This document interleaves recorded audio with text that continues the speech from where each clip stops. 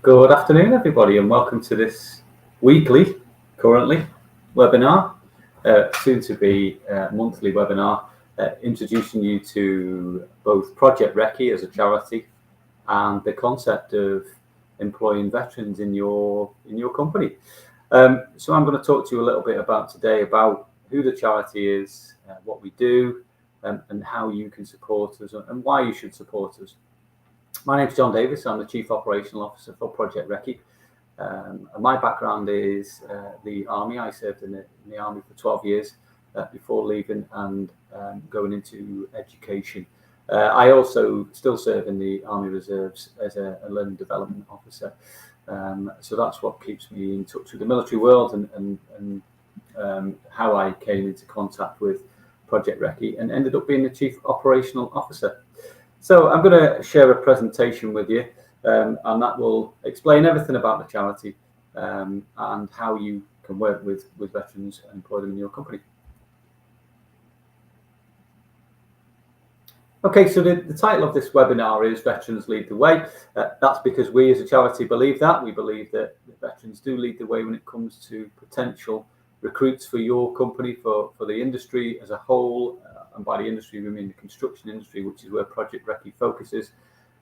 We do believe that veterans lead the way when it comes to the likes of the construction industry and clearly in other industries as well. When the current Minister for Veterans Affairs, Johnny Mercer, visited Recce headquarters, we're based in Stockport, he was kind enough to furnish us with the quote that you can see on screen there, that having a job is the single biggest factor that improves the life chances of a veteran once they leave service. And we certainly buy into that idea that if you can sort out a good career, and we're really talking about careers here, not single jobs. We are talking about long-term career prospects. If you sort that out, then everything else tends to fall into place. Leaving the military is a huge transition. It's a tumultuous time for anyone. You are leaving a huge organisation in which you've gained lots of experience, esteem and credibility and probably rank and qualifications, and you are about to leave that, sometimes not of your own choice, and look at the big wide world that is Civvy Street, as we refer to it from the military.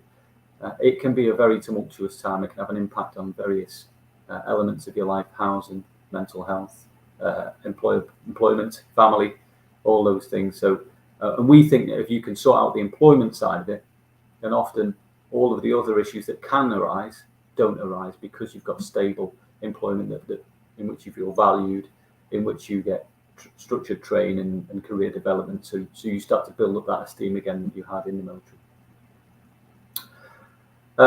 The minister also said that we've got to go from saying that this is going to be the best country in the world to be a veteran to actually making it the best country in the world to be a veteran. And we, again, at the charity, think that is absolutely achievable. We have the most professional armed forces in the world that do some phenomenal things, especially with the level of resource they've got often, and therefore we should reward them. And we as a society, we know that we are valued in the military. We know that people do look at the military with respect often, and it's just making sure that carries on into Civvy Street, and that we not only value our armed forces, but we value those that have served in them. It is changing and it is getting better, definitely since I've served in the military, but we've got to continue that journey, continue doing that work, and that's where charities like Project Recce fit in. So that's the title of the webinar, Veterans Lead the Way, and there's our tagline underneath there: help us as a charity to help veterans, to help you as an industry, to help you as a company, and they can certainly do that in many ways, and that's what we're going to talk about.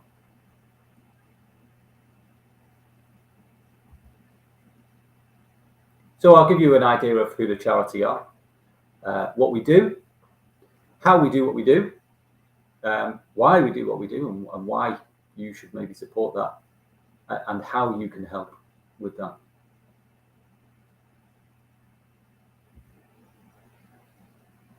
So Project Recce is a registered charity. We've been incorporated as a charity since 2021, but we've been in existence since 2018.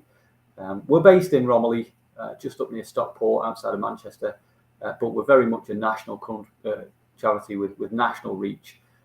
in that we draw beneficiaries from all over the UK, and we work with companies, industry partners from all over the UK, multinationals, national companies, and the supply chain from those companies who are based all over the UK. So we are very much a national charity, albeit based up in the Northwest.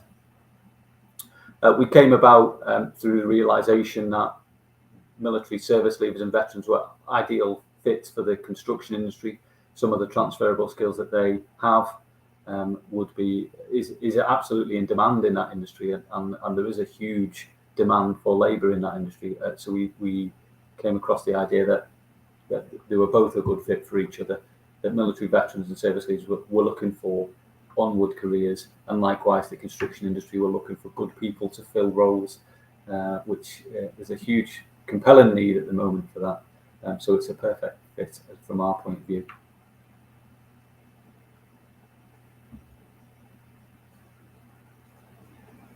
We are an organisation of a small team, but we're supported by both a board of trustees chaired by the wonderful Major Bernie Broad, who was on the left-hand side of that picture on the previous screen. He is an ex-Grenadier Guard and a legend of a man who was captain of the Invictus Games team back in 2017, and has been working with veterans ever since he left the military. Unfortunately, after medical discharge, as he was blown up in Afghanistan. So he has been working with veterans ever since he left, and we're very honoured to have him as the chair of trustees, chairing a board of like-minded individuals that provide the governance to the charity, and who we as a senior leadership team report to. So as a small senior leadership team, we have the board of trustees above us. Below us, if you like, we have a team of volunteers to help with some of the front-facing activities, some of the doing on the ground, and that's a bank of ambassadors, 56 currently, drawn from industry, drawn from the military, drawn from the veteran world, and drawn from alumni that have been through the charity and have worked with the charity and been beneficiaries of what we do. They reach back and help a lot, particularly with the course that we provide to veterans and service leavers, but also with some of the groundwork, if you like, being out there representing the charity and industry, acting as mentors and coaches, and basically being the voice to raise awareness about who we are. And there's very much an offer there for anyone who is in one of those categories or thinks they can help the charity in some way, shape or form, to reach out to us, to volunteer as an ambassador. We'll be more than happy to take you on. We'll have a chat, find out where you best fit in, and certainly add you to the pool of ambassadors if you meet the criteria.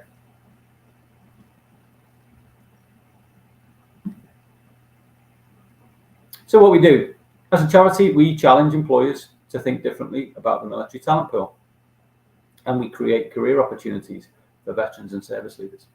So challenging employers basically is we raise awareness about the military talent pool, firstly in the construction industry, but as a wider conversation within all industries, that there is a pool of individuals leaving the military every year or having left the military who are ideal fits for all industries in the UK labour market and job market. They are highly experienced individuals often. They are think outside the box, hyper health and safety aware, potential leaders in the making, if not qualified leaders, and have all of this wealth of transferable skills, but aren't often considered as a diverse talent pool, and often aren't tapped into as a pool to recruit from. So we go out there and we challenge employers to think slightly differently and look at the veteran talent pool as a viable pool to recruit from, with some schemes in place to ensure that transitions are made as smooth as possible into industries. So often we start conversation with companies about maybe creating a formal pathway for people leaving the military or who have left the military to join their company almost in a fast track route. And the industry is starting to wake up to that now and start to realise that far from being just a moral obligation to employ people who've served in the military, it's becoming a strong business case and business critical almost to employ these individuals because they bring so much to companies. And likewise, as part of that conversation, we go out there and try and get companies to create these opportunities. And we mentioned the formal pathways that are often being created by organisations, but we start the conversations about the transferable skills and where people can fit in, where they might personally not realise they can fit in, and where a company might not realise they can fit in, because again, there are blind spots both sides of the wall. Service leavers and veterans don't necessarily know the structures of companies and the job roles that are available to them and open to them. And companies don't necessarily understand veterans and service leavers, understand their military rank and experience and what they can bring to the party. So we have started those conversations, had those conversations, and raise awareness on both sides of the argument, so that the two parties can come together.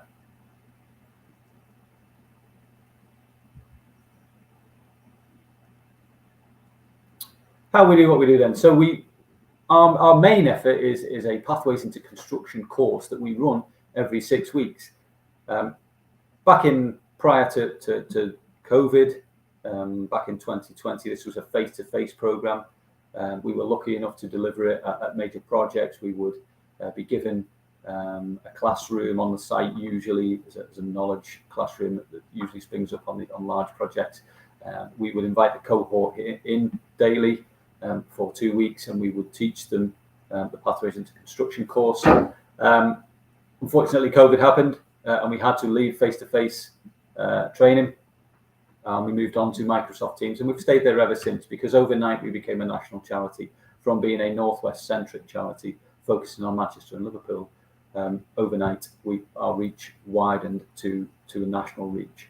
And we've stayed there ever since, because it means we can recruit people from all over the UK, and we've had people further afield join the course, and we can.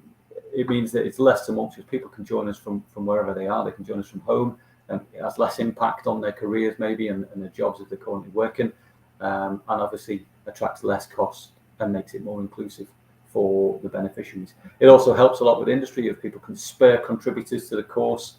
They only have to join a Teams link rather than driving anywhere and having any face-to-face interaction.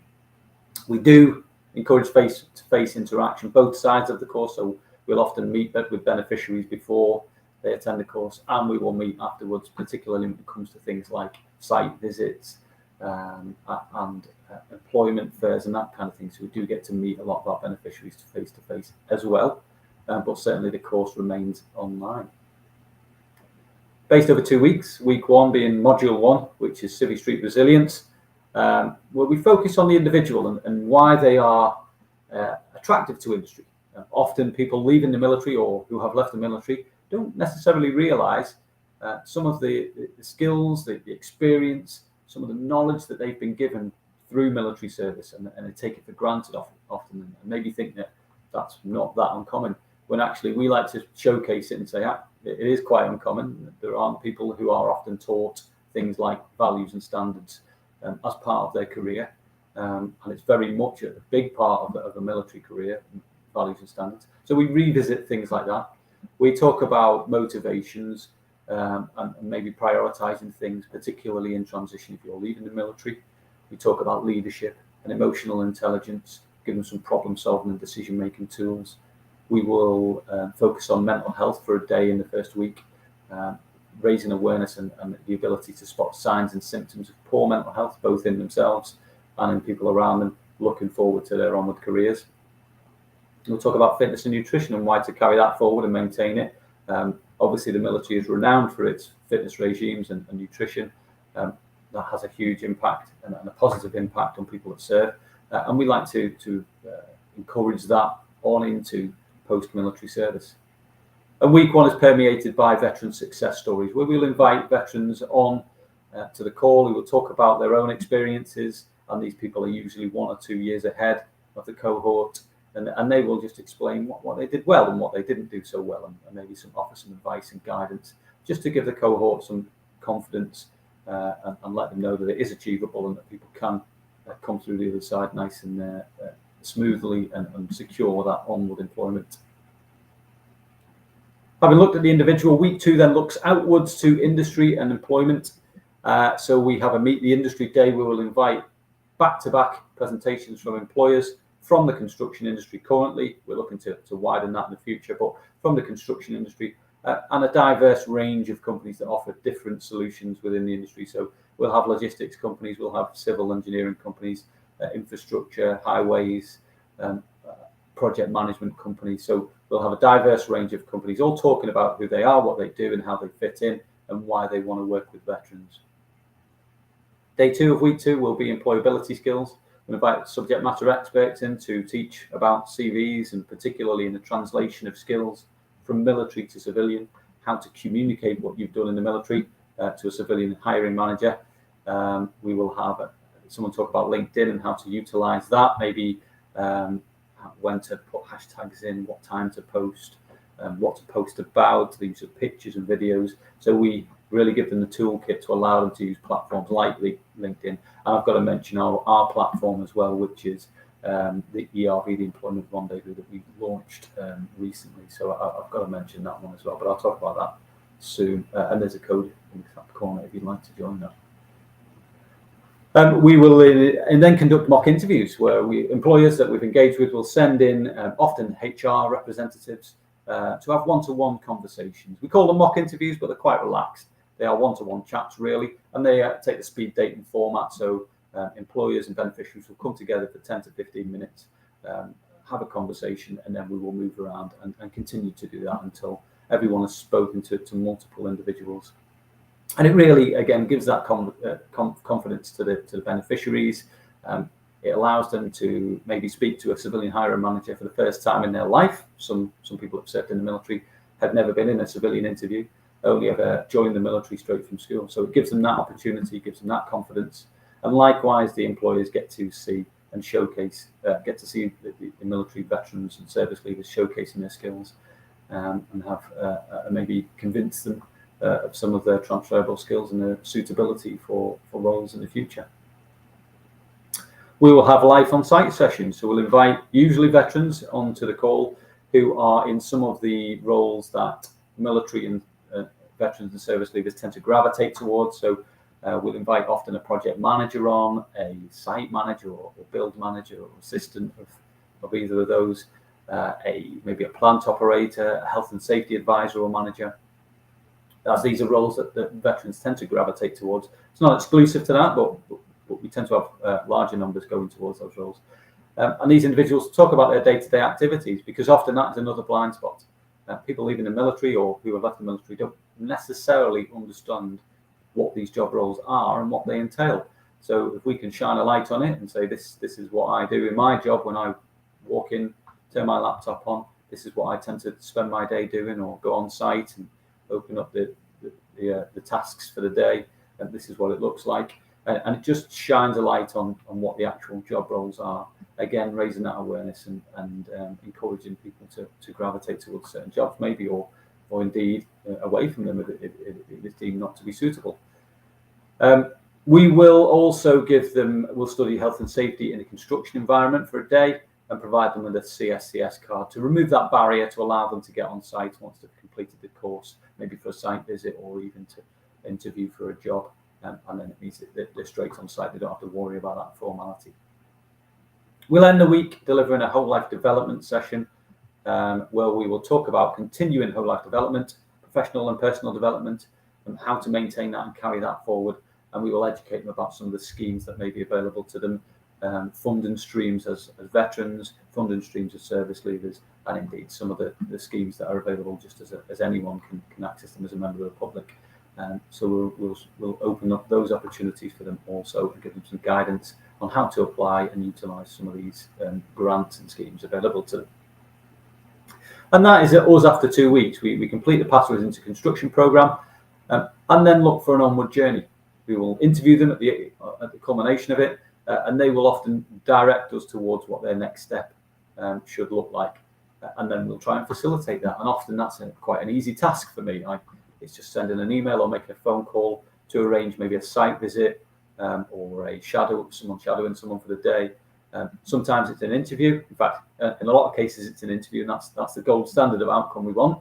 A person finishing the course and applying straight for a job, and often are successful in it. So once that second step is in place, we will just then facilitate that and support them into that next step. The offer is there in perpetuity. We ring fence 12 months for each individual of support. So we will expect that they will need 12 months support after each Pathways into Construction programme. Often not the case. And that's obviously testament to the polished nature of the individuals coming on the course, many of which are highly achieved individuals serving in the military at high ranks, staff sergeant, warrant officer and above. They just need some guidance and direction. So don't necessarily need a massive amount of support once they transition into employment. Some need a bit more support, and we're always ready and willing to offer that in perpetuity, really. There's no real cap on it, although we do mention a 12-month time frame. We will go on to support them forever. There's no sort of real cap on it. And that is it. They move into our community then. Once they've completed that course, gone on to their employment destination, they move into the alumni, if you like, the community that we've created, which is very active, both on WhatsApp groups, in the ambassador network, and on the platform that we created recently, which I'll talk about shortly.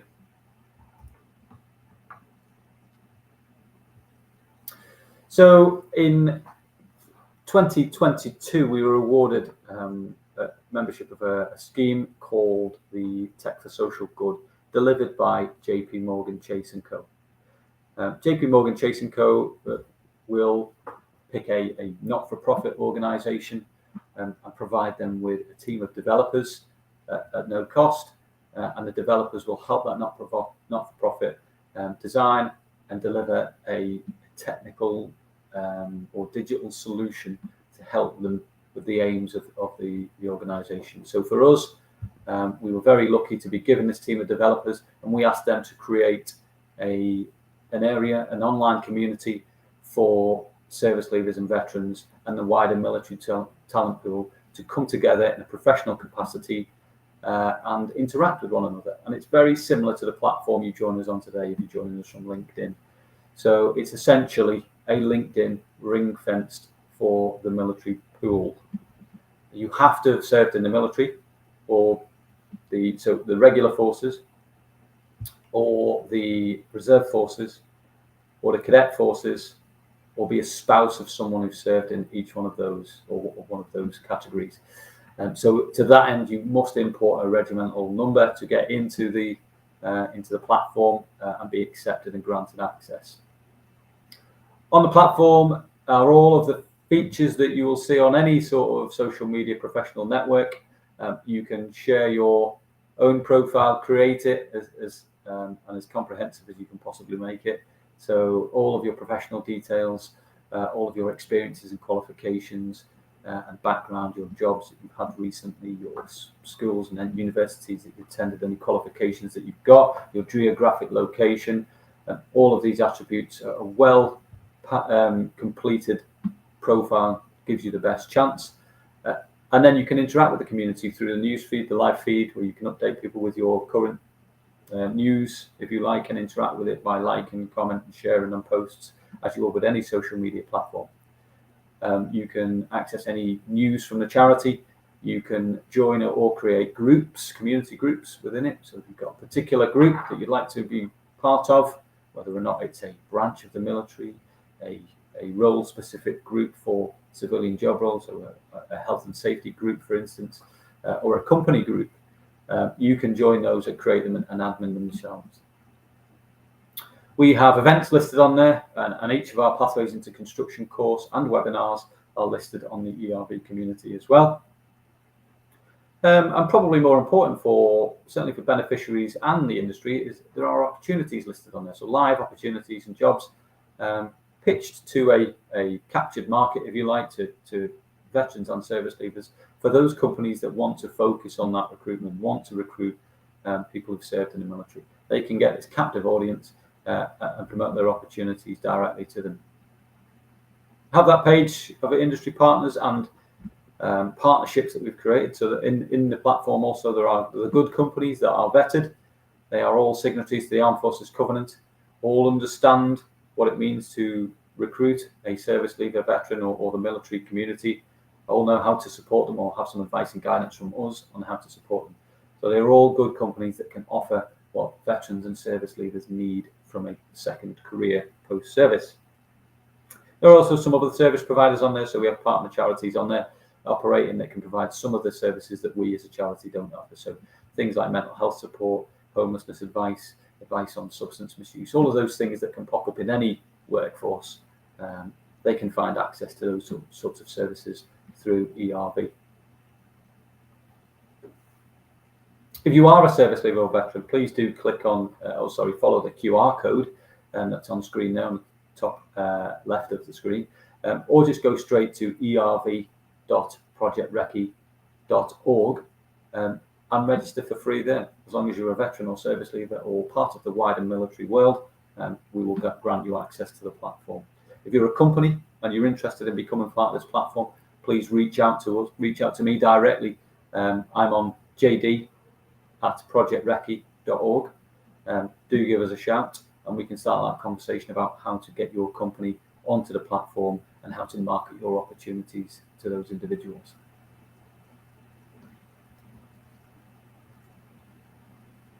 As a charity, because we're working with such polished individuals, we would suggest we enjoy a very, very positive success rate. At 96% of the people that have come through the Pathways into Construction programme are now in full-time employment.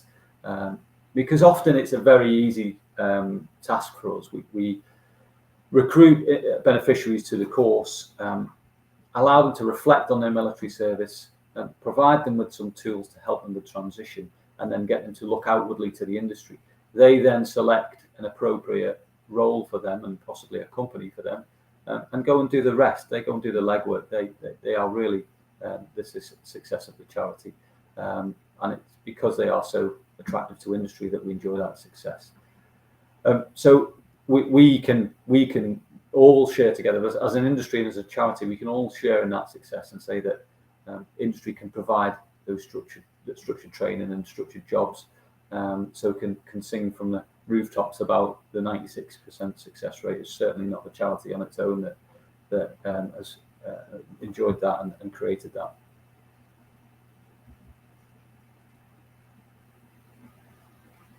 Since 2018, we've supported over 750 beneficiaries. You can see from the map on the screen there that the reach is wide. We've supported people all over the UK and all of the home nations and abroad. We've had people join the course from Afghanistan. We've had people join the course from the Philippines. We've supported our first multinational military service leaver, a US Navy veteran that was settling in the UK, attended the Pathways into Construction programme recently and went on to gain a job and is now doing really well in Civvy Street. So our reach is wide, and our relationships, in fairness, have always been with national organisations. So we've never really been completely Northwest focused.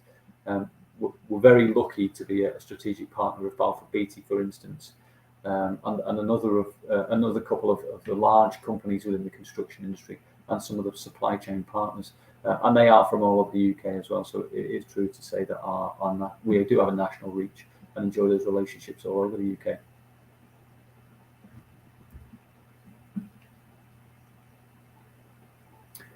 So why should you support the charity? Why should you recruit veterans into your organisation, people who've served in the military and that wider military talent pool? Well, I think this is the easiest sell. First of all, we'll talk about the moral obligation. Individuals who've served in the military have put themselves on the line. Whatever branch they served in, whatever cap badge, whether it was Army, Navy, Royal Air Force or Royal Marines, or one of the other branches that form part of the military, the armed forces, whether it reserve forces or cadet forces, or they're a spouse of someone that's served in any of those branches, they have put themselves on the line. They've put themselves out of their comfort zone, often joined the military at a very young age, jumped on a train from their hometown and went and did some arduous training. Basic training is never easy for anyone. And then went on to, in some cases, fulfill long careers, doing things over and over again that people wouldn't necessarily volunteer for. They've worked in austere environments, operations and exercise, helping with COVID relief in op rescript, all of these sort of tasks that we take for granted. The military are always the ones to step up and do that. And that sort of speaks to an attitude that is quite common in people that have served in the military. They always start from a position of yes and then figure out how to work out what needs doing in any particular task. There are 2.4 million veterans in the UK. Now, clearly, all of those are not of working age, but a significant portion that are in of an age that still can offer something to companies. And there are around about 15,000 people that leave service every year. So it's large numbers that we're talking about entering the labour market, the talent pool, if you like, and every year from all branches of the military. And they're all looking for guidance and understanding about what civilian industry looks like, and which companies are good and what job roles are open to them. And we, as in the charity and industry, have got a job to play in that, guiding people towards suitable jobs and suitable companies. The construction industry, to focus on them, need around about 225,000 people by 2027 to fill the gaps in roles that will arise by that time. So clearly there's a huge need in the construction industry, and that is reflected across all sectors. So why industry as a whole, why the construction industry isn't all focusing on the veteran talent pool, we don't quite understand why. It should do, definitely, and you should all be focusing on this talent pool, and you should be sort of striking while the iron is hot and recruiting those people who are the outflow of people straight into your companies. We can certainly help with that transition, with that smooth transition into your company if you reach out for support. So as well as the moral obligation, there's the business case. Veterans are ideal candidates. People who've served in the military are fantastic candidates for industry, for roles in your company.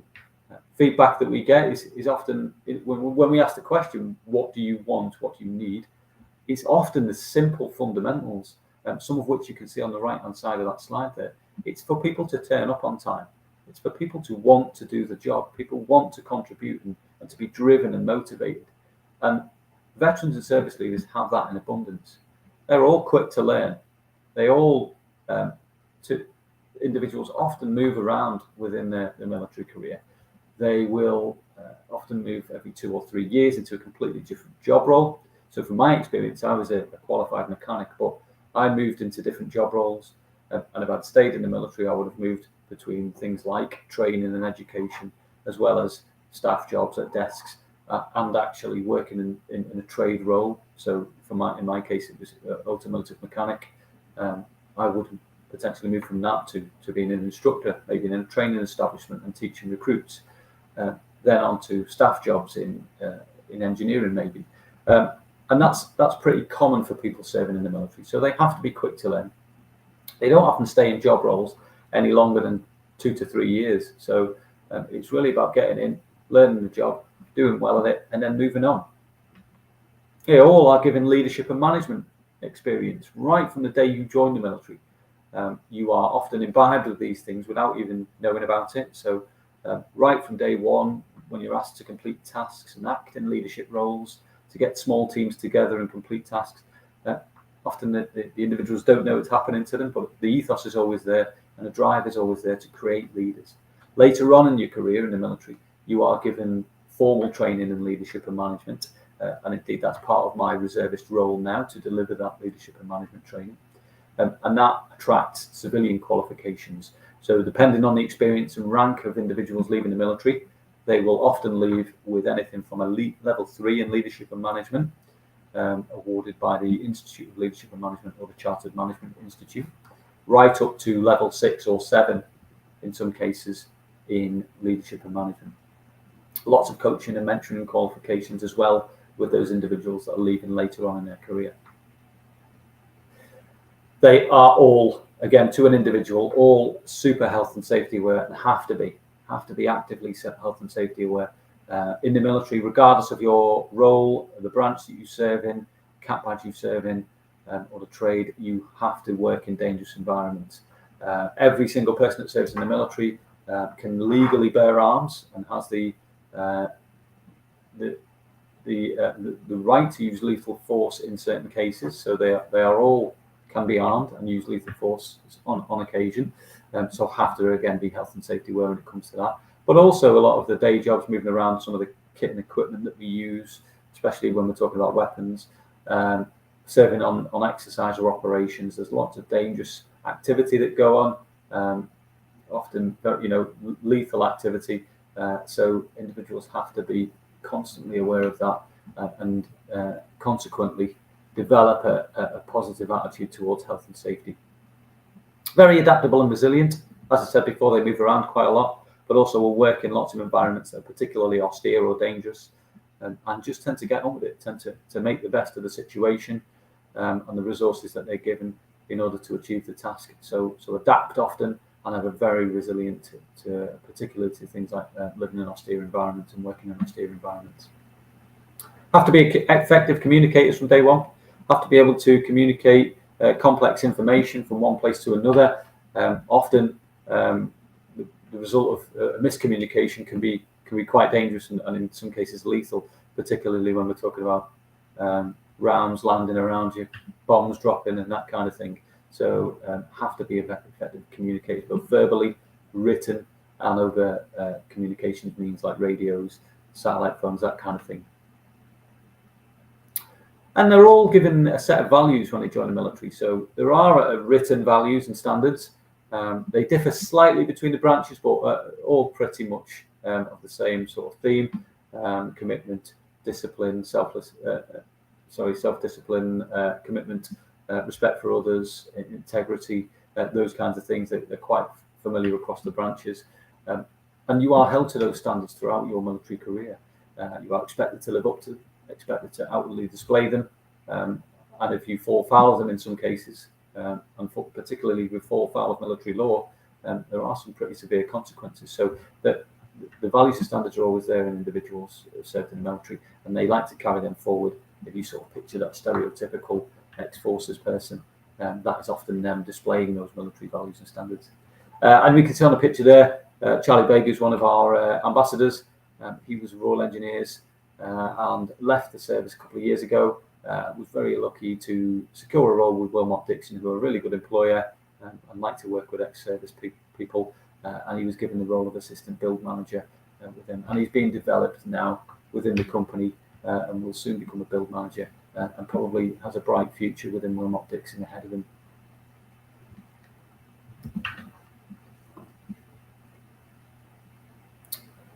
So, as well as the moral, the business, there's also the social impact case. You as a company can have quite an impact by working with Project Ricky to support veterans into the construction industry. There's the case for your brand being enhanced. We, across our operations, have created somewhere in the region of £3 million in social value that we've passed on to industry. It's probably more. And indeed, that's an area that we need support with as a charity, in helping calculate just how much social value we as a charity generate, and industry, the companies within industry, generate by employing our beneficiaries who pass through the Pathways into Construction programme. So by demonstrating your corporate social responsibility and generating this social value, you enhance your brand as an organisation that is ethical and likes to give back to the community. And by doing that, you will, as a reward, experience business growth. You will start to win those contracts by showing that you support Project Recce, that you invest in veterans. You may start winning those contracts, particularly if it comes to defence contracts. You will experience business growth because you'll import this workforce, these individuals that have got all the values that we've mentioned and all the standards and all that experience, and can bring that to your company. That can only have a positive effect, and you will start to experience growth of your business because of the quality of the workforce that you've brought in. And by becoming a company that supports Project Recce and demonstrates that it values military veterans and service leaders, you will create almost a sustainable pipeline. As you be identified as that company, individuals will start to gravitate towards you, as we are starting to see with some of our bigger partners now. They are starting to attract the military talent pool towards their companies in larger numbers, because they're demonstrating that they value these people and they're willing to take that small leap of faith, that they recognise that people leaving the military might not have as much when it comes to commercial awareness. They might not have that perfect qualification that you're looking for, but they've got a wealth of experience that if you are willing to make a small leap on some of those other things, those small compromises on qualification or commercial awareness or experience in that particular role, then you will reap the benefit. And these individuals, once they've settled into your organisation, will start to be hugely productive members of it, and you will see that sustainability.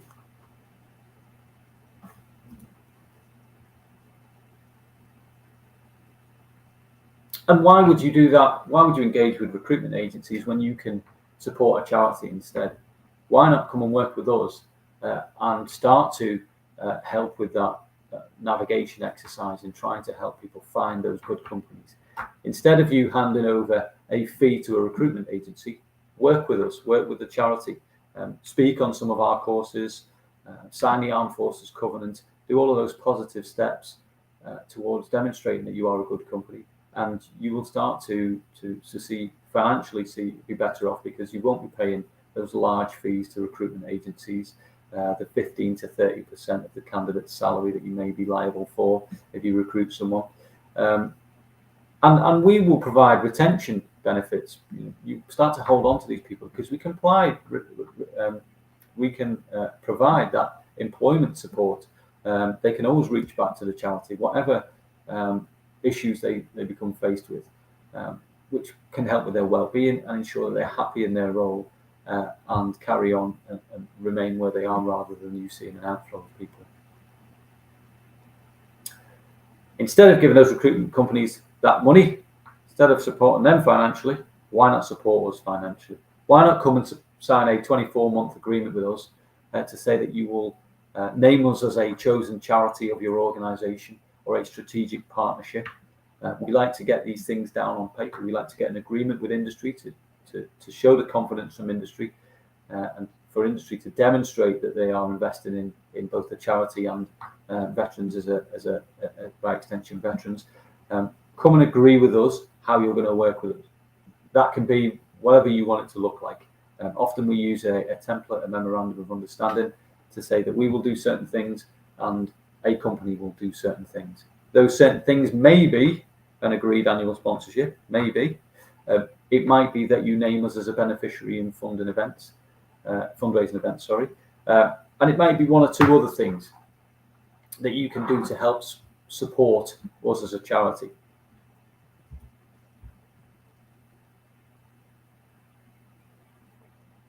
Some of the things that you can do to make yourself more attractive, obviously supporting Project Recce, but then things like identifying how many veterans you've got in your organisation, how many reservists, how many cadet force, adult volunteers from the cadet force you've got working in your charity, how many spouses of serving personnel have you got within your organisation, and maybe gather them together in a network. We're seeing now some of the larger companies create these steering groups or affinity networks, or tea and toast meetings, or whatever it is, getting people together that have served and getting them to meet frequently. Some of the bigger companies have a monthly meeting, often on Teams.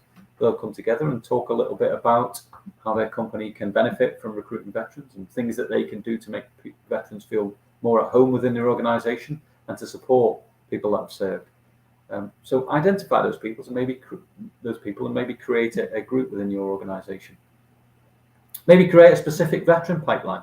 Do some work on some of the roles that you think veterans might gravitate towards, and maybe take a bit of a leap on those. Maybe take a view that you don't necessarily need a particular qualification, or maybe that you're able to provide some training to fill that gap and provide that smooth transition into your company. Things like salary recognition that individuals aren't necessarily going to want to take a huge salary drop when they leave the military, and doing some work in trying to bridge that gap. All of these things can have a positive impact on your recruitment of veterans and service leaders, and we would definitely advocate those things. Fundraise for us. We are very lucky. We've just had a large company conduct the 3 Peaks Challenge over the weekend just gone, over 24 hours, which is a huge effort, and they raised a huge amount of money on the back of that, and donated that to Project Recce, which we're extremely grateful for, and every penny of which will go towards helping people resettle into the construction industry. So you could do that as well. And we provided support to that company. We helped with some of the problem solving that they needed to achieve to make the event go off without a hitch. And we met them to receive do some photographs and some publicity around the event, and it was a great event. And like I say, we're very, very grateful of that, and we'd encourage other industry partners to go and do that as well. Yes, you will fundraise for a worthy cause in Project Recce, but also it's all about the team cohesion. Those individuals went through a particularly hard weekend of climbing 3 peaks in 24 hours, and as a result, were brought closer together as a team, and I think they will reap the benefit of that. Likewise, social events, coffee mornings, black tie events, that kind of thing. Always a great idea to organise within companies, and we would be absolutely grateful if we could be the beneficiary of some of those types of events that you may organise. We do have partnerships with organisations that can help with some of these things. So if you are struggling to organise an outdoor activity event or a social event, reach out to us. And we do have partnerships with veteran-owned companies around the UK that can help fulfil some of these things. So lots of adventurous training type activities, some of the survival weekends, that kind of thing. If you think you would like to organise these things but would struggle to pull it all together, give us a shout and we can use one of the veteran-owned organisations to help with that. We'd also encourage you to sign the Armed Forces Covenant, which is an agreement between the society as a whole and the people that have served in the armed forces. Companies can sign a document to pledge that they will support or not act in any prejudicial way against anyone that's served in the military. It's pretty painless. It's a nice, easy document to sign. It's not too laborious on the side of the company, and it's a nice opportunity to show your support and get some sort of PR done as well at the same time. We're happy to support that kind of thing. So if you are signing the Armed Forces Covenant, we're happy to send someone along to the event and help you with that and endorse you as a good company to work with. So give us a shout if you'd like to start that journey. Also, the Employer Recognition Scheme, which is those bronze, silver and gold awards that the MOD can grant to organisations that demonstrate criteria when it comes to employing and supporting people in the company that have served in the military. Clearly, as you work through those schemes, it becomes more difficult to achieve, and we can certainly help with achieving each one of those awards.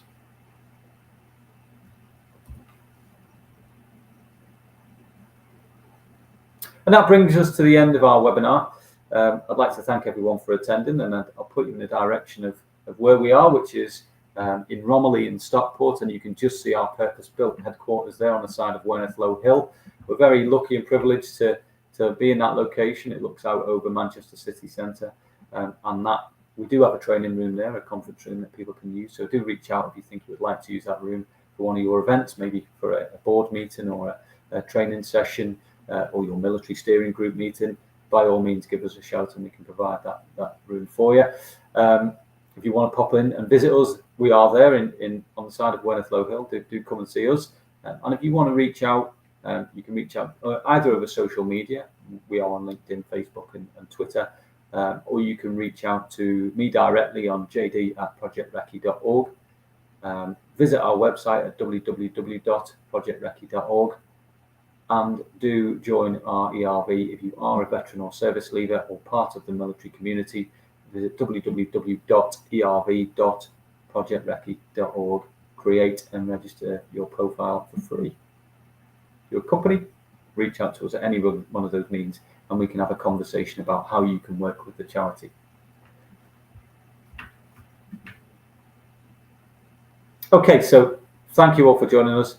It's been a pleasure to come on and speak to you on this lovely Friday afternoon, and I'm hoping you've taken away who the charity are, who Project Recce are, some of the personalities within it, what we do for veterans, and how you as an organisation can engage with the charity to recruit more from the military talent pool to help fill those roles that you need with ideal candidates that can bring lots and lots of transferable skills and experience to help grow your business.